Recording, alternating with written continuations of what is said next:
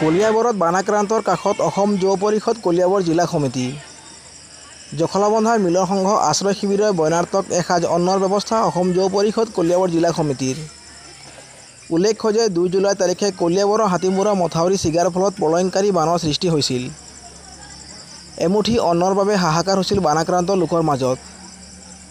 আজি জখলাবন্ধাৰ মিলন সংঘত লগে ভাগে দুপৰীয়া এসাঁজ আহাৰ গ্ৰহণৰ লগতে শিশুৰ মাজত চেৰেলেক আৰু গাখীৰ বিতৰণ কৰে অসম যুৱ পৰিষদ কলিয়াবৰ জিলা সমিতিৰ দলটোৱে।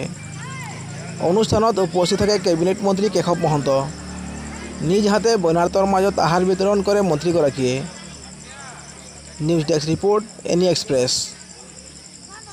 আজি জখলাবন্ধা মিলন সংঘত এই শিবিৰত আমাৰ ওচৰৰ যিখিনি ৰেল লাইনৰ CAD অফিচৰ কাষৰ ৰেল গেটৰ ওচৰৰ লোকসকল আৰু কেৰিবাকৰিৰ কিছু লোক ইয়াত শিবিৰ পাতি আছে।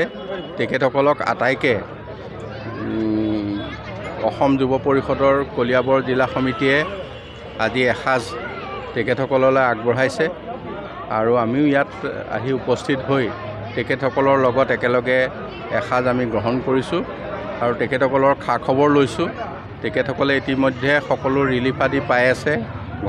ঘৰৰ পৰা অলপ পানী ওলাইছে, কিছু লোক ঘৰলৈ গৈছে, কিছু লোক যাব পৰা নাই। গতিকে অতি সোনকালে তেখেতসকল ঘৰলৈ যাব পাৰিব। আজি ইয়াত এই শিবিৰত তেখেতসকলে কোৱা মতে প্ৰায় 600 লোকে ইয়াত ভাত খাইছে।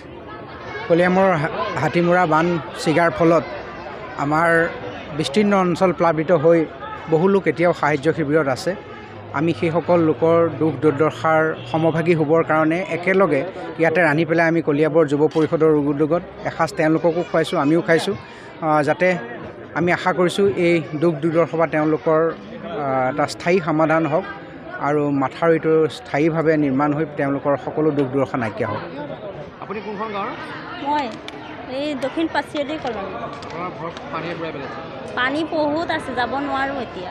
কিমান দিন ধৰি আশ্ৰয় শিবিৰত আছে? এমাহে হ'ল আৰু এতিয়াও পানী শুকুৱাই নাই, বহুত পানী আছে। চৰকাৰক কি আহ্বান জনাব? চৰকাৰক এটাই আহ্বান জনাওঁ আৰু যে আমাৰ পৰিস্থিতিটো দেখিছে এতিয়া ৰাইজে চবেই, এতিয়া আৰু অকণমান সুবিধা কৰি দিলে ভাল পাওঁ। আৰু এতিয়া আপোনালোকক আজি যুৱ পৰিষদৰ হৈ পেলাই মন্ত্ৰীয়ে ভাত খুৱাইছে, কি ক'ব? ভাল লাগিছে, ৰাইজক এনেকৈ খুৱাইছে আজি, ভাল পাইছোঁ আমি। কোনে খুৱালে? কেশৱ মহন্ত ছাৰে খুৱালে, ভাল লাগিছে। তেওঁ আপোনাৰ কি খা খবৰ দিছে আপোনালোকৰ? খা খবৰ লৈছে, খোৱা বোৱা থকা কৰা কিবা অসুবিধা পাইছে নেকি সেইখিনি সকলো সুবিধা দিছে, ভাল পাইছোঁ। ক্ষতিপূৰণ দিয়াৰ ক্ষেত্ৰত কি কয়? ক্ষতিপূৰণ যোৱা বছৰ আপোনাৰ 2017 চনত যেতিয়া বানপানী হৈছে সেইটো পইচা আমি নাই পোৱা। এতিয়া আকৌ বানপানী আহি ঘৰ দুৱাৰ চব ভাঙি দিলে আৰু একোৱেই নাই ক'ব গ'লে, আমি একো উলিয়াবকে নোৱাৰিলোঁ। আপোনাৰ নামটো? মোৰ নামটো বন্দনা দাস। গোপাল মণ্ডল। কোনখন গাঁও? আপোনাৰ এই CAD কলনী। কি কয়, বানপানীয়ে আপোনাৰ ঘৰ নষ্ট কৰিছে? ঘৰ নষ্ট কৰিছে। অলপ ভালকৈ কৈ দিয়কচোন কথাটো।